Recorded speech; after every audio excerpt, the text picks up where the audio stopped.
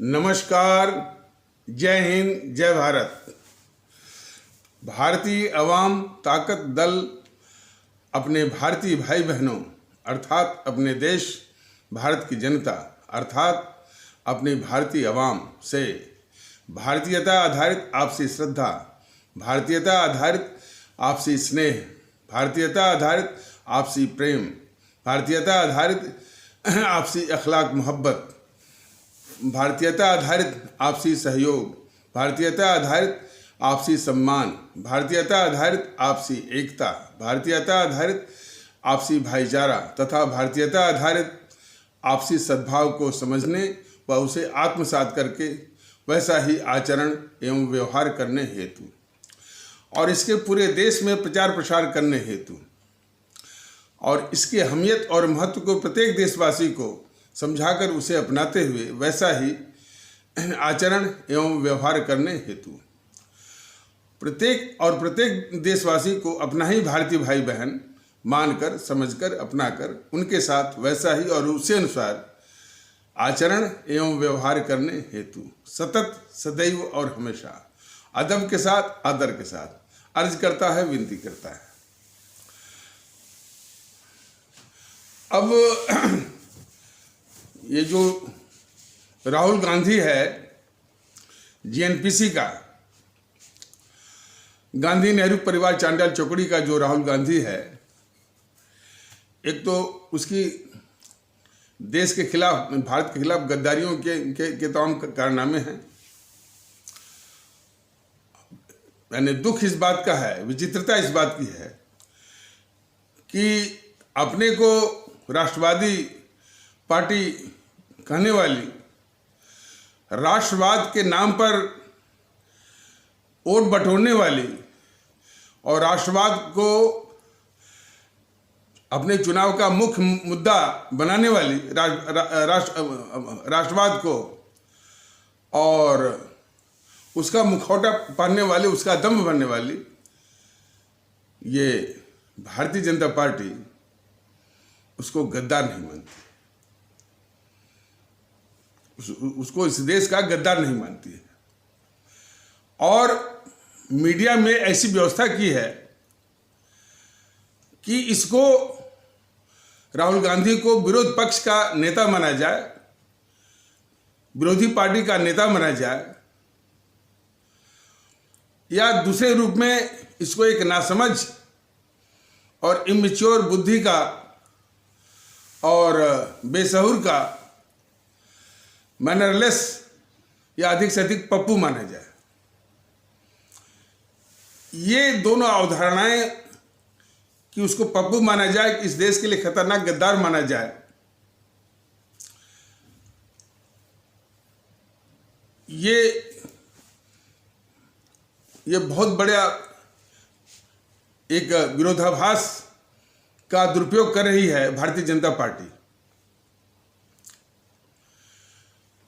सर्वप्रथम तो ये कि उसके अब तक के हाव भाव से जो लगता है कि देश के प्रति उसकी जो मोहब्बत होनी चाहिए, जो जज्बा होना चाहिए, वो लगभग एब्सेंट है, लगभग है ही नहीं। न देशवासियों के प्रति उसकी मोहब्बत है और न देश के प्रति है, सिर्फ दिखावा और दम्भ। कई ऐसे वो प्रमाण हैं, जैसे ये माननीय श्री मोदी जी प्रधानमंत्री हैं, उनके प्रधानमंत्रित्व के दौरान जवाहरलाल नेहरू विश्वविद्यालय जैसे मूर्धन्य शिक्षण संस्थान से कोई नारा लगवाता है कि भारत तेरे टुकड़े होंगे। ये बात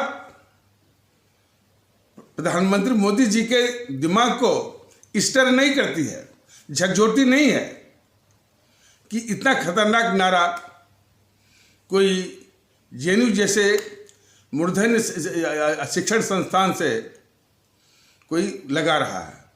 और ऐसा नारा लगाना ही हमारे देश की जो सर्वोच्च पहचान जो है, सॉवरेंटी, सार्वभौमिकता, उस पर हमला है। इसका जरा भी आभास ये हमारे प्रधानमंत्री जी को नहीं हुआ, बीजेपी वालों को नहीं हुआ, और उस केस को इस कदर मिस हैंडल किया गया कि वो गद्दार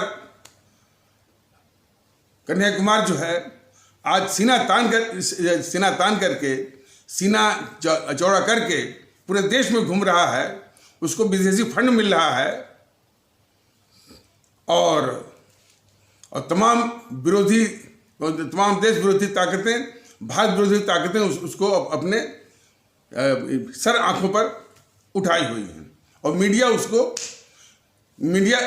खासकर प्रिंट मीडिया भी छापता रहता है, लगता है कि क्योंकि वो बहुत बड़ा नेता हो गया। ये सिर्फ जो है बीजेपी वालों की और माननीय मोदी जी की, यानी राष्ट्रवाद के नाम पर जो सबसे बड़ा ढोंग है, जो सबसे बड़ा पाखंड है, जो छल कपट है, उसी का परिणाम है। यदि राष्ट्रवाद को सच्चे रूप में, राष्ट्रवाद की सच्चे रूप में भावना होती और इस मुल्क से मोहब्बत होती, और इस मुल्क के जो सॉवरेंटी है, जो सार्वभौमिकता है,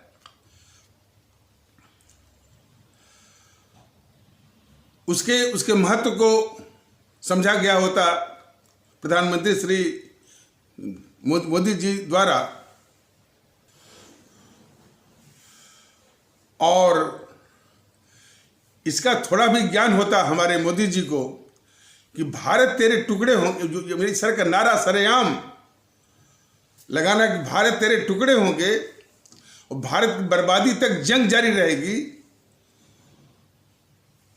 इसके विषय में थोड़ा भी ज्ञान होता हमारे आदरणीय प्रधानमंत्री श्री मोदी जी को कि हमारे देश की जो संप्रभुता है, सार्वभौमिकता या सॉवरेंटी है, उस पर हमला है, और हमारे देश के सार्वभौमिकता, सॉवरेंटी या सार्वभौमिकता पर हमला करने वाले को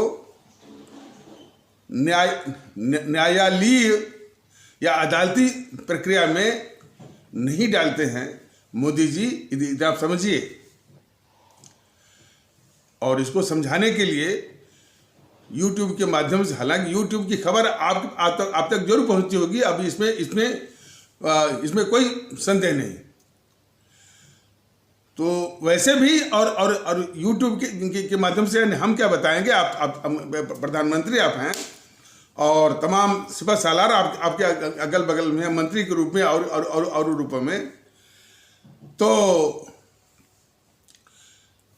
जहां अपने देश भारत के सार्वभौमिकता पर हमले की बात आती है, इसकी सॉवरेंटी पर हमले की बात आती है, तो उस मामले को हमारे देश की सेना ही देखती है।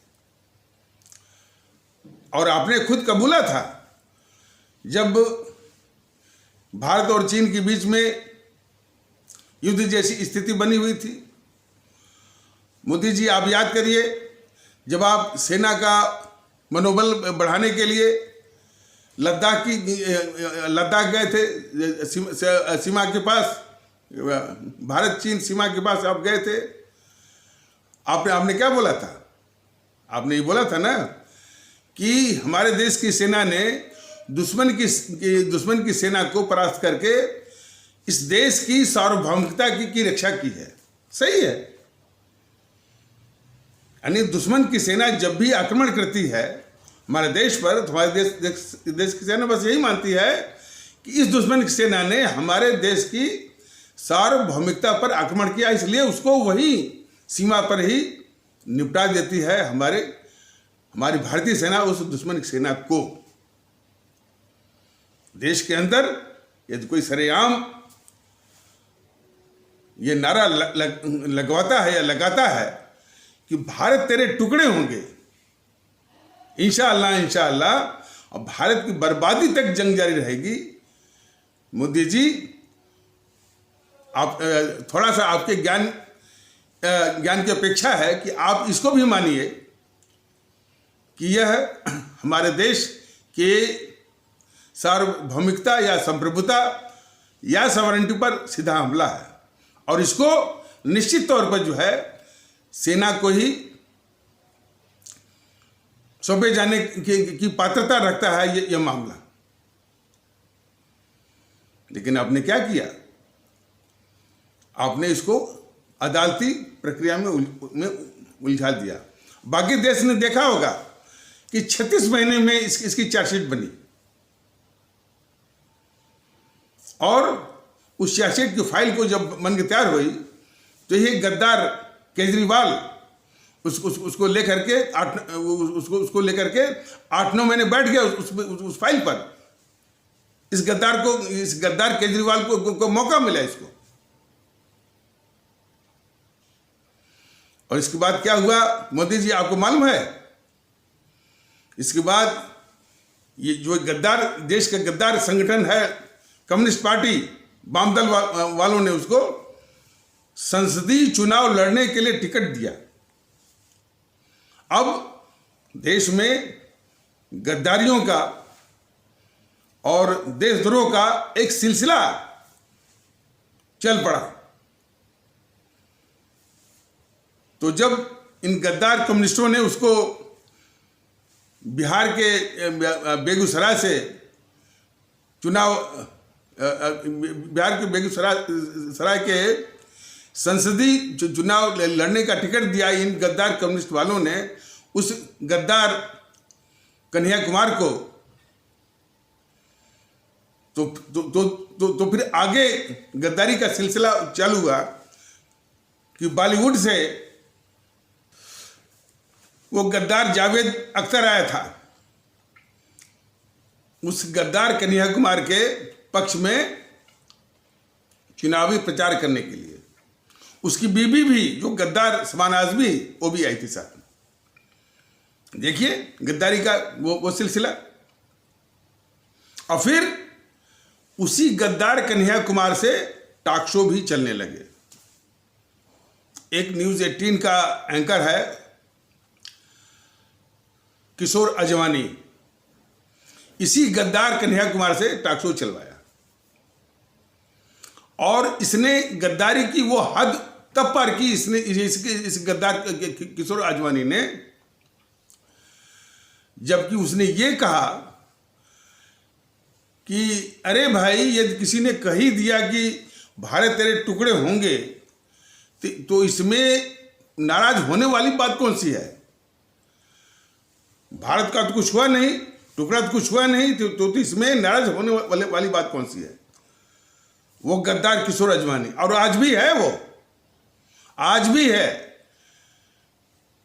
ये इस YouTube के माध्यम से कई बार बोला गया था कि इसका जो मालिक है, जो इसका प्रोप्राइटर है, शायद सुनने में आया कि वो अंबानी ग्रुप है या अनिल अंबानी, नहीं, ये वो कौन, मुकेश अंबानी वगैरह जो हैं, वहाँ तक भी ये दरख्वास्त की गई थी कि इस गद्दार किशोर अजवानी को निकालिए।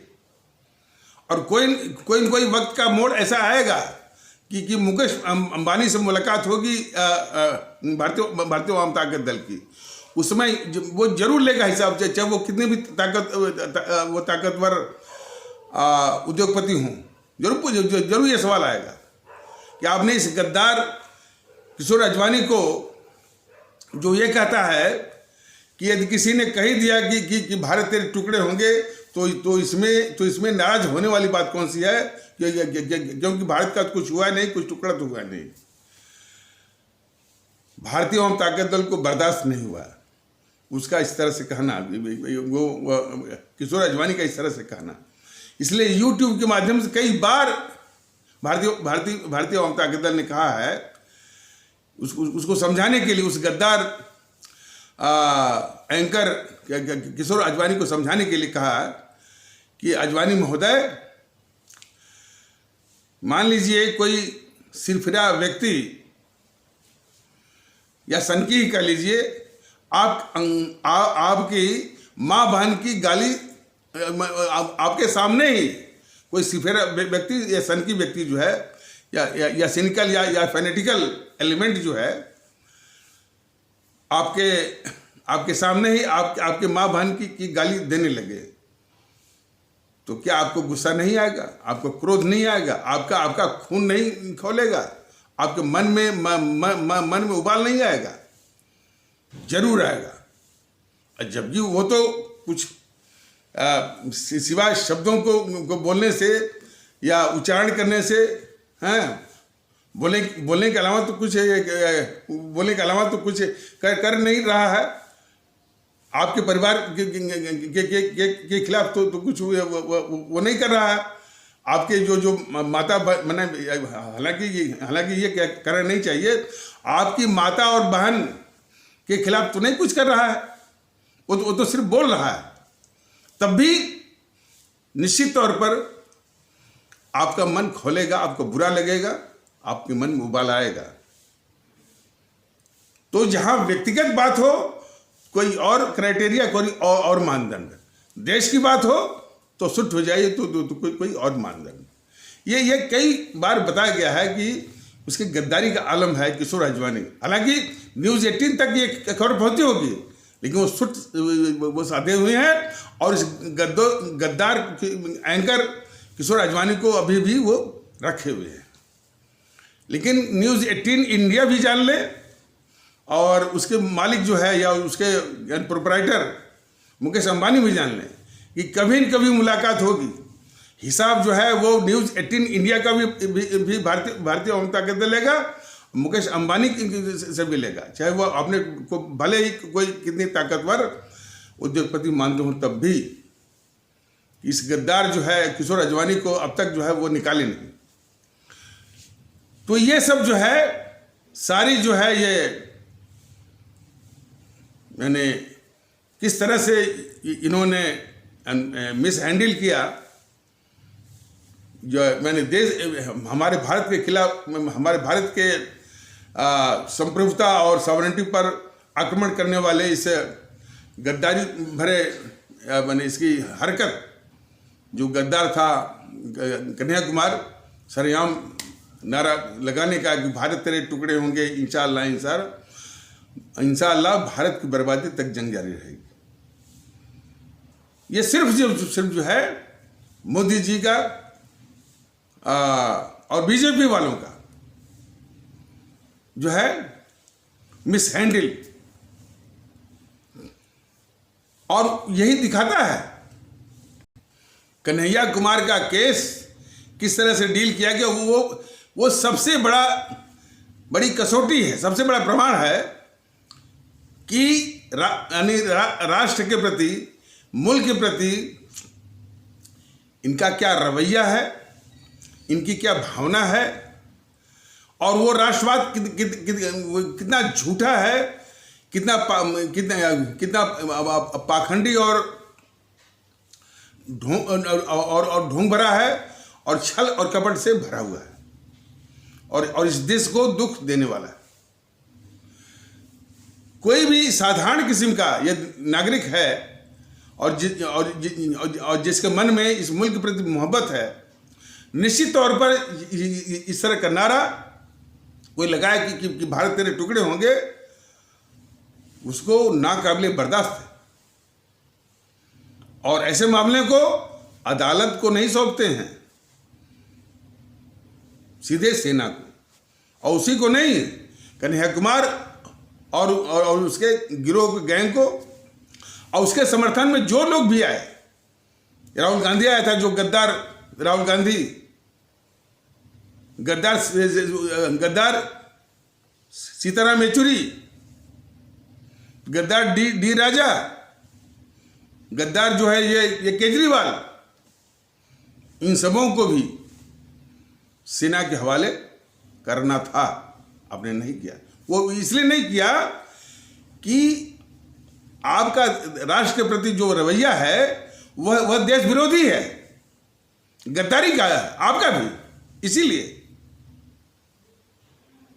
मुल्क से मोहब्बत होती तो निश्चित ही ऐसे मामलों को, मैं तो प्रधानमंत्री नहीं हूं, प्रधानमंत्री तो आप हैं, लेकिन एक देश के प्रति मोहब्बत होती और इन मुद्दों के प्रति संवेदना होती और थोड़ा भी ज्ञान होता कि भाई कि इस तरह का नारा कि भारत तेरे टुकड़े होंगे, इंशाअल्लाह इंशाअल्लाह भारत की बर्बादी तक जंग जारी रहेगी, ऐसा कहना ही जो है हमारे देश की सॉवरेंटी सार्वभौमिकता या संप्रभुता पर सीधा हमला है।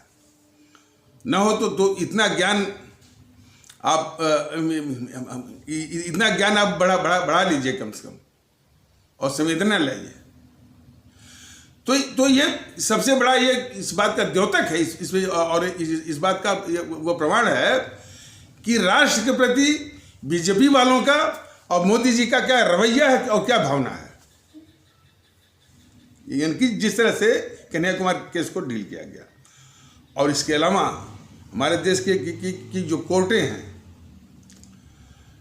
हमारे देश की न्यायपालिका पर यह बहुत बड़ा प्रश्न है कि हमारे देश में न्यायपालिका है, पुलिस की व्यवस्था है और वकील लोग हैं।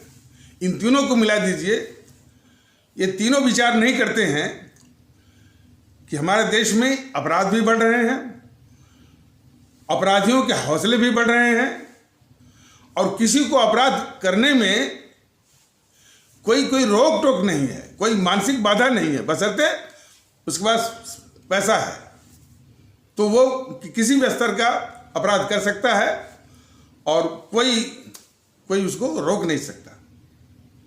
जबकि इस देश में न्यायपालिका भी है, वकील लोग भी हैं और पुलिस भी है, और जब भी कोई सवाल होता है तो ये एक दूसरे पर उस आरोप को फेंकते रहते हैं। तो और ये अपराध, ये बहुत बड़ा कलंक है अपने देश में। वो अपराध जो है वो सामाजिक जीवन में भी है, राजनीतिक जीवन में भी है और प्रशासन में भी है।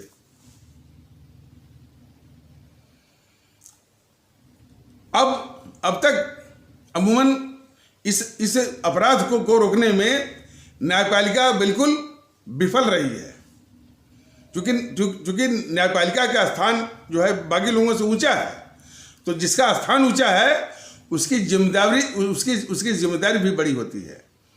तो अपराध रोकने में न्यायपालिका जो है उसकी जिम्मेदारी बनती है जो कि वो नहीं निभा पा रही है। तो अब तक तो अपराधियों की बात थी, अब देश के दुश्मनों को भी जिस तरह से उसको मतलब कि उसको एक तरह से शील्ड मिल रही है, उनके हौसले बढ़ रहे हैं इन अदालतों के द्वारा।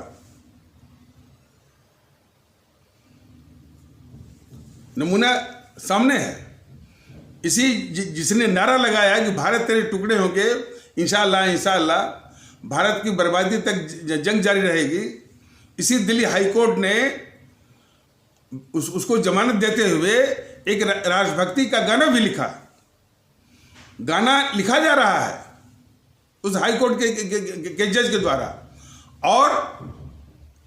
और ये थोड़ा भी संज्ञान नहीं कि किस तरह का नारा जो है हमारे देश की सॉवरेनिटी पर हमला है, और बेल भी दी जा रही है। ये रवैया है। अभी तिरंगे का अपमान हुआ, वो आतंकवादियों ने जो है वहाँ खालिस्तानियों ने वो झंडा लगा दिया, ये जरा भी असर नहीं किया न्यायपालिका को। दिल्ली पुलिस खुद घायल होकर के वो तमाम तंत्र जो है वो का पता करके कुछ लोगों को पकड़ करके न्यायालय में दे रही है, और न्यायालय उसको वो जमानत दे रहा है, और जमानत के समय ही इस तरह से फैसले दे रहा है कि लगता है कि वो बरी हो गए। यदि यही रवैया रहा न्यायपालिका का तो बहुत इस बात का आशंका और डर है कि यह न्यायपालिका अपनी प्रासंगिकता ही खो देगी देश की आवश्यकताओं के अनुसार। कई बार ये देखने में आया है कि सुप्रीम कोर्ट के जजेस ये कहते हैं कि अभी भी लोगों का विश्वास है न्यायपालिका के ऊपर। इस मुगालते में न्यायपालिका नर है कि लोगों का विश्वास न्यायपालिका के ऊपर है। जो रवैया न्यायपालिका का है, और खास करके देश की सुरक्षा को लेकर के, और इतना न्यायपालिका को भी सोचना होगा कि यह देश बचा रहेगा तभी इस देश का संविधान भी बचा रहेगा, और यदि देश का संविधान बचा रहेगा तभी जाकर के न्यायपालिका भी बची रहेगी। इस कड़वी सच्चाई से न्यायपालिका भी मुख नहीं मोड़ सकती है। सिर्फ कानून का पालन करती रहे और मानवता का झंडा ऊंचा करती रहे, इसे काम नहीं चलता है। करना नहीं चाहिए। जिस दिन उसने रात के 2 बजे एक आतंकवादी के लिए कोर्ट खुलवाई, पूरी न्याय व्यवस्था, न्यायपालिका और देश शर्मसार हो गया। पता नहीं न्यायपालिका को इसका आभास हुआ कि नहीं हुआ, लेकिन वह दिन बहुत ही मतलब कि एक शर्मसार करने वाला और कलंक के रूप में, एक काला दिवस के रूप में है। तो तमाम ऐसी बातें हैं, लेकिन फिर भी भारतीय जनता के दल की नज़रों में और उसकी अवधारणा में, और जो देश मानता है कि संस्था के रूप में न्यायपालिका एक बहुत बेहतरीन संस्था है, विश्व स्तरीय, और विश्व में जितनी भी न्यायपालिका की संस्थाएं उसमें से उनमें से बहुत बेहतर है। प्रॉब्लम यह है कि इस न्यायपालिका में किस तरह के तत्व जो है उसमें है, यह है। और भारतीय जनता का दल जब भी यदि वो माने जनता के अपने आदरणीय जो भारतीय भाई बहनों के आशीर्वाद से यदि सत्ता का उपकरण मिलता है, तो न्यायपालिका से ऐसे तत्वों को निकाल बाहर करके इसकी प्रतिष्ठा को वापस लाने की जरूर कोशिश करेगा, और इसकी प्रतिष्ठा को जैसी इसकी प्रतिष्ठा होनी चाहिए उसको वापस लाएगा। लेकिन तब तक कम से कम देश की सुरक्षा के मामले में उचित संवेदना जो है न्यायपालिका को भी होना चाहिए कि देश है तो इसके बाद ही सब कुछ है। तो एक ये प्रधानमंत्री मोदी जी हैं, राष्ट्रवाद की बात बराबर बोलते रहते हैं, लेकिन इनकी गतिविधि जो है जितने देश के दुश्मन हैं उनको बचाने का इनका एक षड्यंत्र है। और उसी खतरनाक देश के दुश्मन में एक वो राहुल गांधी है। देश ने देखा होगा कि हर मौके पर यह देश के खिलाफ ही वो खड़ा रहता है और खड़ा रहता है, और देश कैसे कमजोर हो हर वक्त इसकी गतिविधि रहती है। अभी 2019 के चुनाव में जब वो स्मृति ईरानी ने उसको मजबूर कर दिया, वो वहाँ से भाग खड़ा हुआ अमेठी से, तो जाकर वो शरण लिया वायनाड में। तो वायनाड में अब जाकर बोल रहा है, अब जाकर के उत्तर भारत दक्षिण भारत में एक खाई डाल रहा है, एक भेद डाल रहा है। तो जीएनपीसी की हमेशा फितरत रही है देश को कमजोर करना है किसी न किसी बहाने, यानी उत्तर वर्सेस या उत्तर बनाम दक्षिण, भेद विभेद, फर्क, देश कमजोर हो, ये काम ही है। और अभी सुनने में आया है कि तमिलनाडु जाकर के कह रहा है कि दुनिया, अंग्रेजी में बोला था, उसका अनुवाद, दुनिया की कोई ताकत नहीं है जो कि तमिलनाडु में वो हिंदी को थोप दे। अब देखिए, हम बताना चाहते हैं इस संबंध में, हमने भी दक्षिण भारत में नौकरी की है, केरल में भी की है, आसपास में भी की है, और हिंदी की बातें वो उठा करती थी। थोड़ा सा वाकया बता देते हैं।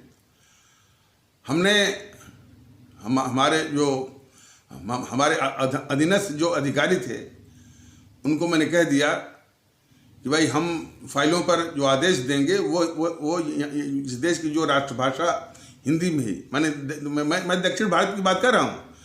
दक्षिण भारत में जब मैं नौकरी कर रहा था तो मैं अपने अधीनस्थ, हालांकि जो दफ्तर था मैं उसका मुखिया था, तो अपने अधीनस्थ अधिकारियों को मैंने कहा कि भाई मैं फाइलों पर जो भी आदेश होगा मैं इस देश की जो राष्ट्रभाषा हिंदी है उसी में मैं दूंगा। तो बोले कि साहब हमको तो हिंदी आती नहीं है, ये तो बहुत दिक्कत होगी।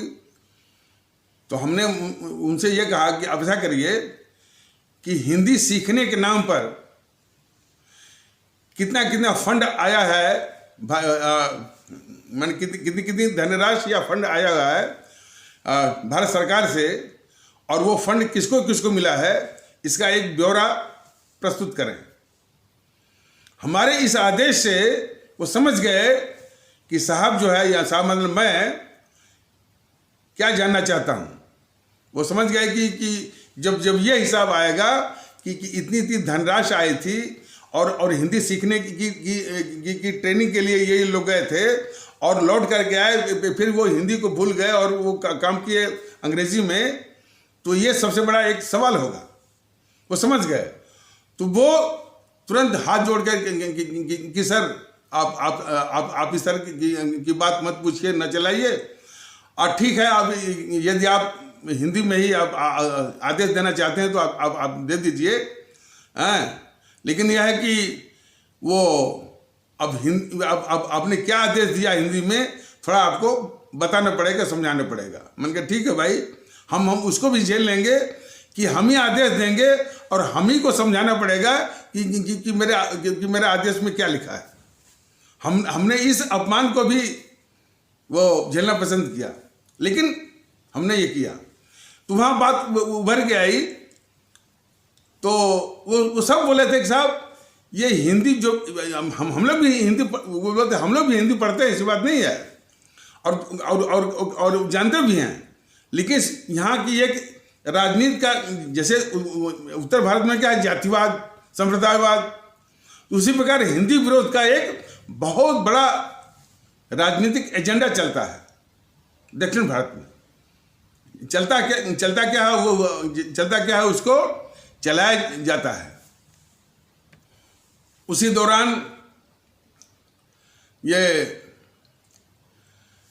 कावेरी जल विवाद तमिलनाडु और कर्नाटक के बीच में, उस विवाद के चलते इतनी दुश्मनी, इतना वैमनस्य, इतनी कटुता तमिलनाडु के हमारे भारतीय भाई बहनों और कर्नाटक के भारतीय भाई बहनों के बीच में, वैसी कटुता तो भारत पाकिस्तान के बीच में भी देखने को नहीं मिलती।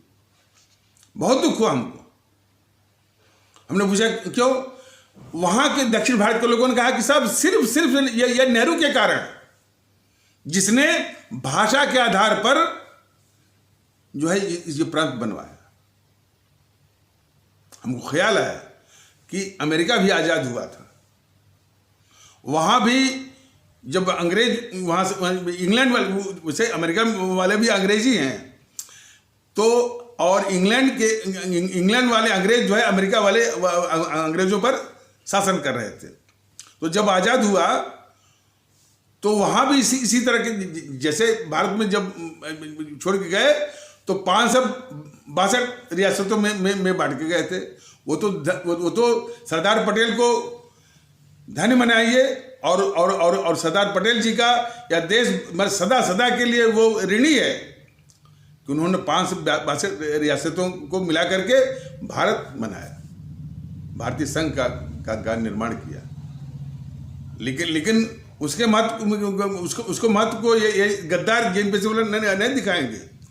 सिर्फ नेहरू जिसने सत्ता की हवस के लिए देश बांटा और 25 से 30 लाख लोगों की जानें गई, और भी इस तरह से कुर्बानियां हुई। तो वहाँ भी अमेरिका में इस तरह से जब माने इंग्लैंड वाले जो अंग्रेज जब छोड़ रहे थे तो इस तरह की साजिश वहाँ कर रहे थे, लेकिन जो आज़ादी का जो नेता था जॉर्ज वाशिंगटन, वो कहा कि नहीं आप जाइए और हमको अपने अनुसार व्यवस्था देखनी है। तो उसने क्या किया, इसमें अमेरिका में हॉरिजॉन्टल लाइन और वर्टिकल लाइन यानी क्षैतिज रेखाएं और ऊर्ध्वाधर रेखाएं खींच दिया। उसी के अनुसार जो है उसी भौगोलिक माने जो भी माने भौगोलिक जो है वो यानी विभाजन भौगोलिक विभाजन के द्वारा वो 50 या 51 प्रांत बन गए हॉरिजॉन्टल लाइन वर्टिकल लाइन के द्वारा। यहाँ पर माने प्रांत बनाने के लिए एक धर कमीशन बना, एस.के. धर कमीशन। उसने कहा था कि भाई भारत में जो प्रांत बनाने हैं वो एडमिनिस्ट्रेटिव कन्वीनियंस यानी प्रशासनिक सुविधा के अनुसार प्रांत बनने चाहिए। लेकिन इसने जबरदस्ती एक जो है जेवीपी कमीशन और फज अली कमीशन बना करके 2 कमीशन बिठवाया और दोनों से यही वो रिकमेंडेशन दिलवाया। और बहाना क्या लिया कि कोई रामलू पोट्टी करके, रामलू पोट्टी वो थे यहाँ के आंध्र प्रदेश के, तो वो आंदोलन या आमरण अनशन किए थे कि हमारा आंध्र प्रदेश जो है वो अलग करो। उसमें मद्रास जो स्टेट था, मद्रास जो माने स्टेट था, उससे आंध्र प्रदेश को अलग करने के लिए रामलू पोट्टी ने एक आमरण अनशन किया था। तो उस आमरण अनशन का ही बहाना लेकर के ये जो गद्दार था जवाहरलाल नेहरू, वो जो है जेवीपी कमीशन या फजल अली कमीशन के द्वारा ये इस तरह का वो रिकमेंडेशन दिलवाया कि भाषा के आधार पर। तो आंदोलन वगैरह तो आते रहते हैं, लेकिन देश हित सबसे ऊपर होता है। और देश कैसे, चूंकि नया देश बना था तो कदापि जो है भाषा के आधार पर प्रांत बनाने की गलती कदापि नहीं करनी थी। लेकिन चूंकि गद्दार था ना वो जवाहरलाल नेहरू, इस देश का सबसे बड़ा दुश्मन भी था, तो भाषा के आधार पर प्रांत बने। आज इस समय भाषाई कट्टरता, प्रांतिक कट्टरता कितनी बड़ी भारतीय एकता की दुश्मन बनी हुई है, ये हमारे देश के लोग देख रहे हैं। चुनाव में जो है लोग कह रहे हैं कि ये बाहरी है और हम यहाँ के हैं, बंगाली ही राज करेगा बंगाल को, ये शिवसेना वाले बस मराठी बाकी को बाहर के कहते हैं। देखिए ना कितना बुरा लगता है इस देश को। और इसकी जड़ में कौन है? गद्दार जवाहरलाल नेहरू है, जिसने भाषा के आधार पर प्रांत बनाया।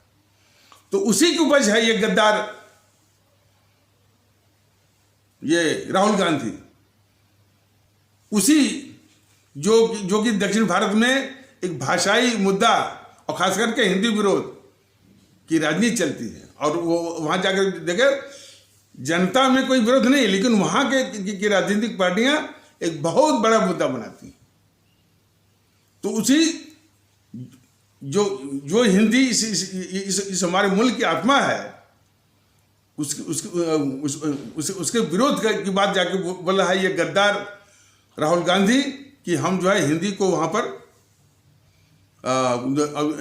थोपने नहीं देंगे और दुनिया की कोई ताकत नहीं कि हिंदी को तमिलनाडु में थोप दे। अब तक अब देखिए इन समूह की अवधारणा तो देखिए, यानी हिंदी के प्रचार को और हिंदी के माने प्रचार प्रसार या उसके उपयोग को या उसके प्रयोग को थोपना कहते हैं। 70 साल बीत गए, शर्म नहीं आती इस देश को और इस राजनीति को। जब देश को आज़ाद कराना हुआ तो जन जन माध्यम रहा, हिंदी रही। आज़ादी मिल गई तो उसी हिंदी का जिसके बूते जो है वो आज़ादी मिली। सुभाष चंद्र बोस जिनकी मातृभाषा उड़िया थी या बांग्ला थी, कभी भी उन्होंने उड़िया का या बांग्ला का या अंग्रेजी का प्रयोग नहीं किया भारत के अंदर। हमेशा हिंदी का प्रयोग भी करते रहे और हिंदी के बहुत बड़े समर्थक भी थे, जबकि उनकी मातृभाषा उड़िया या बांग्ला थी। आज सुभाष चंद्र बोस का नाम तो लेते हैं, लेकिन सारे काम उनके आदर्शों के खिलाफ करते हैं। ममता बनर्जी क्या कर रही है कि हम जो है वो हिंदी को लागू नहीं होने देंगे, और फोटो किसके लगाएगी? सुभाष चंद्र बोस की। तो ये सब इस देश के शत्रु हैं, और उन शत्रुओं का सरगना कौन है? एक गद्दार राहुल गांधी। अब सवाल इस बात का है कि इन शत्रुओं का सरगना जो राहुल गांधी है, मोदी जी इस राहुल गांधी को शत्रु माने देश का शत्रु नहीं मानते हैं। यही गद्दारी है मोदी जी की भारत के खिलाफ, यही गद्दारी। अब जाकर के वहां बोल रहा ना कि भाई कि दुनिया की ताकत है कि जो कि हिंदी की तोप दे, उसको कोई कहने वाला नहीं है। उस गद्दार राहुल गांधी को कहने वाला नहीं है। भाई हिंदी का प्रयोग कोई थोपना नहीं होता है, और वो कौन होता है? और भारतीय जनता दल को पूरा यकीन है। हम तो अधिकारी के रूप में मैंने काम किया, और जो अनुभव था तो अपने दफ्तर और आसपास के लोगों में जब हिंदी की बात आई, मैंने उनको एक ही बात कहा कि जब तक आप लोगों में ये भावना माने रहेगी या पनपाई जाएगी या फैलाई जाएगी कि हिंदी जो है उत्तर भारतीयों की भाषा है, तब तक कोई अच्छी बात नहीं बनने वाली है। आपको मानना, वहां पर मैंने ये बताया कि आपको मानना पड़ेगा, सबको मानना पड़ेगा कि हिंदी हमारी भाषा है, इस देश की भाषा है। तो और हिंदी सिर्फ जो है उत्तर भारतीयों की भाषा नहीं है, बल्कि सभी को मानना चाहिए। और विशेष करके जो जिनकी मातृभाषा हिंदी नहीं है और अहिंदी भाषी लोगों के लिए, कि वो भी माने कि हिंदी उनकी भाषा है। और उनको मैंने ये भी समझाया कि जिस वक्त आप ये मान के चलेंगे कि हिंदी आपकी भाषा है, उसको सीखना, उसका प्रयोग आप शुरू कर देंगे, यकीन मानिए कि जिनकी मातृभाषा हिंदी है या उत्तर भारतीयों के, हिंदी के मामले में आप उनसे आगे निकल जाएंगे। क्यों? कि हिंदी साहित्य को पुष्ट करने वाले ऐसे तमाम निधियां हैं जिनकी मातृभाषा हिंदी नहीं है, लेकिन उन्होंने हिंदी साहित्य को और हिंदी साहित्य जगत को काफ़ी मजबूत किया है। और उनमें नाम किनका है? डॉक्टर सुदर्शन भट्ट गुजरात के, डॉक्टर महीप सिंह जो कि सरदार हैं, डॉक्टर सरदार पूर्ण सिंह, ये फादर कामिल बुल्के, तमाम लोग हैं, सुब्रमण्यम भारती, और सबसे ऊपर आचार्य विनोबा भावे, जिनकी मातृभाषा मराठी थी। उनके उद्गार जरा सुनिए। हिंदी को लेकर के वो गद्दार जवाहरलाल नेहरू क्या कहता है? मैंने हिंदी के प्रति उसकी भावना जरा उस गद्दार नेहरू को जरा सुनिए। वो कहता है हिंदी एक जानदार भाषा है, ये जितना ही बढ़ेगी देश को उतना ही फायदा होगा। अरे इससे बढ़िया डायलॉग तो वो अमिताभ बच्चन को दे दीजिए, वो बोल देगा। यानी कोई लगाव नहीं है हिंदी के प्रति। वहीं पर हमारे आचार्य विनोबा भावे, इनकी मातृभाषा तो मराठी है, लेकिन उनका लगाव देखिए। क्या कहते हैं? कि मैं विश्व के सभी भाषाओं की इज्जत करता हूं, मैं विश्व के सभी भाषाओं की इज्जत करता हूं, हिंदी की इज्जत ना हो यह मैं बर्दाश्त नहीं कर सकता।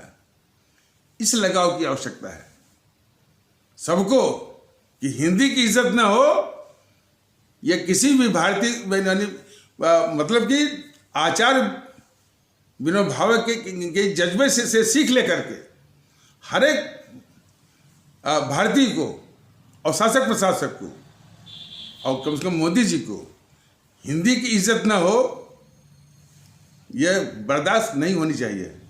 लेकिन तमाशा देखिए, जितनी भी ब्रीफिंग आती है मंत्रालयों की, यानी मजमून जिसे कहते हैं, मजमून या उसका संक्षिप्त जो है, धड़ल्ले से आ रहे हैं अंग्रेजी में। संघ लोक सेवा आयोग की परीक्षाएं, उसके जितने भी साक्षात्कार हैं सब अंग्रेजी में।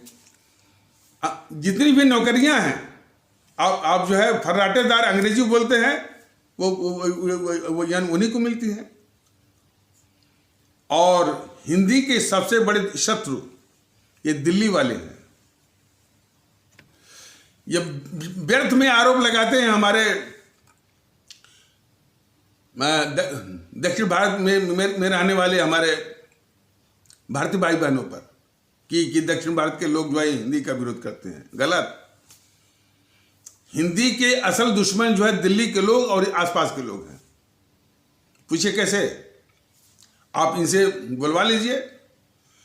हिंदी के 2-4 वाक्य जो ही बोलेंगे उसमें अंग्रेजी का जो है 2-1 शब्द जो है जरूर डाल देंगे।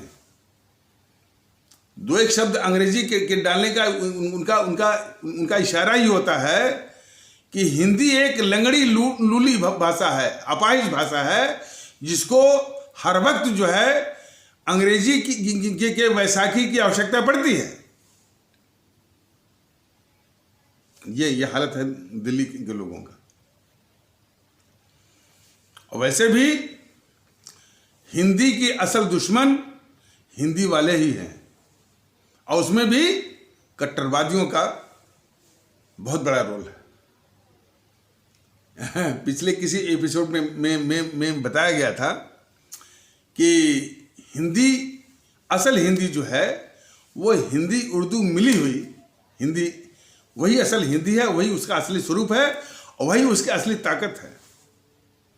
कट्टरवादियों ने क्या किया कि इस हिंदी में से जो उर्दू वाला पोर्शन था, हिस्सा था, उसको निकाल करके वो जो है आर्कैक संस्कृत, यानी जो बहुत पुरानी संस्कृत के शब्दों को ठूस दिया। ठूसने से हिंदी जो है बहुत ही कमजोर हो गई। कमजोर इस मामले में हो गई, वो अग्राह्य हो गई। लोगों की यानी बोलचाल की भाषा के वो बाहर हो गई। लोगों को समझ में आता ही नहीं। तमाम जो विद्यार्थी जो ये यानी सिविल सर्विसेज, पीसीएस की परीक्षाओं में जो बैठते हैं और जो हिंदी जिस तरह से उसमें उनके यानी प्रश्न पत्रों में जिस तरह की हिंदी लिखी जाती है, गूगल वाली हिंदी, उनकी समझ में आता ही नहीं। वो तो कहते हैं उसे बेहतर कि जो अंग्रेजी में लिखा गया है उसी से काम चलाते। अरे आप चुनाव में जब वो यानी नामांकन पत्र दाखिल करिए तो नामांकन के लिए यदि हिंदी उर्दू वाले वो मिसाल के तौर पर हम बता रहे हैं, मिसाल के तौर पर मान लीजिए आपको चुनाव लड़ना है और आपको जो है वो नामांकन देना है, तो ये यदि हिंदी उर्दू मिली हुई यदि हिंदी रहती तो उसमें लिखा जाता भाई नाम दाखिला हो गया। लेकिन उसमें लिखा रहता है नाम निर्देशन, जो चुनाव आयोग से आता है क्या लिखा रहता है, नाम निर्देशन, जो कि हमारी आपकी समझ में आएगा नहीं। जो उसके पेशेवर वकील होते हैं वही उसको जानते हैं और वो अच्छा खासा पैसा भी इसी बात का वो वसूलते हैं। तो हिंदी के असली शत्रु जो है कट्टरवादी हैं, जिन्होंने हिंदी का जो असली ताकत, असली स्वरूप जो कि हिंदी उर्दू में मिला हुआ था, उसमें उर्दू के हिस्से को, उर्दू के अल्फाजों को निकाल करके हिंदी को बेदम किया, शक्तिहीन कर दिया, और उसमें संस्कृत के शब्दों को ठूस करके उसको सबसे कमजोर कर दिया। वो अग्राह्य हो गई, यानी जो कलोकियल माने जो बोलचाल की जो उसकी लोकप्रियता थी उसे वो बाहर हो गई वो। और हिंदी विरोधियों को एक बहुत बड़ा हथियार दे गई, हिंदी विरोधियों को हथियार दे गई कि साहब इस हिंदी को कौन समझेगा। अब जैसे रेलवे स्टेशन है तो लौ पथगामिनी विश्रामा स्थल, एक उदाहरण वो बोला जा रहा है। तो अब आ जाइए कि इसके पीछे सिर्फ जो है कट्टरवादी तत्व और गद्दार नेहरू की देन है। और जान लीजिए इन कट्टरवादी तत्वों का, जिसका कि आरएसएस पर बहुत वर्चस्व है, और देखिए कट्टरवादी माने तत्वों का सिर्फ आरएसएस पर ही आरएसएस पर ही वर्चस्व नहीं है, इस्लाम आस्था वाले भारतीय भाई बहनों में भी वो कट्टरवादी तत्व हैं। वो तो और विचित्र हैं। कट्टरवादी जो तत्व हैं, या वही जो कट्टरवादी कर लीजिए, असामाजिक कर लीजिए, और विध्वंसक, उपद्रवी, हिंसक भी तत्व हैं, लेकिन उनको पहचानने की जरूरत यह है जो कि इसी में भूल हो रही है, वो इसी जीएनपीसी या कहीं इन वाम दलों के एजेंट हैं। इतनी सी समझ आ जाए तो बहुत कुछ देश का वो कल्याण हो जाए। और उसी प्रकार हिंदू सनातन में भी जो कट्टरवादी तत्व हैं, या उसमें जो कट्टरवादी या असामाजिक या कहीं वो उपद्रवी और हिंसक तत्व हैं, वो भी इसी जीएनपीसी के ही एजेंट हैं, दोनों।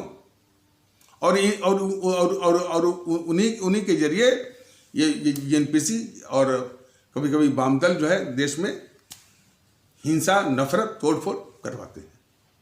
यही चीज जो है देश को समझनी चाहिए, और कम से कम ये बीजेपी वाले जानते हैं, लेकिन उनको कुछ नहीं करेंगे, तो ये क्या कहते हैं कि राहुल जाके बोल रहा है कि कोई ताकत नहीं है कि जो कि हिंदी वहां थोप दे। मतलब कि ये नहीं कह रहा कि भाई कि हिंदी सबको, हिंदी इस देश की आत्मा है, राष्ट्रभाषा है, उसको सीखे, जाके बोल रहा है। लेकिन आश्चर्य दुख तो देखिए, उसी गद्दार राहुल गांधी की खुशामदी में ये मोदी महोदय, प्रधानमंत्री महोदय, जब ये राहुल गांधी पुदुचेरी या पांडिचेरी पहुंचा भी नहीं था, उस गद्दार राहुल गांधी की खुशामदी में किरण बेदी को पहले ही वो हटा दिया। ये सबसे बड़ा प्रमाण है, ये हमारे प्रधानमंत्री जी का उस गद्दार राहुल गांधी की खुशामदी में। तो ये तो गद्दारी है मोदी जी की और बीजेपी वालों की देश के खिलाफ। तो और भी इस तरह की चीज़ों से, और जो इतनी खतरनाक प्रवृत्ति और गतिविधि जो बीजेपी वालों की और देश के खिलाफ, इसके विषय में भारतीय अवाम ताकत दल बराबर अपने मुल्क को और अपने आदरणीय भारतीय भाई बहनों और अपने आदरणीय भारतीय अवाम को बताता रहेगा। तो इन्हीं आवश्यक शब्दों के साथ इस आवश्यक परिचर्चा को यहीं पर विराम दिया जाता है। तब तक के लिए नमस्कार, जय हिंद, जय भारत।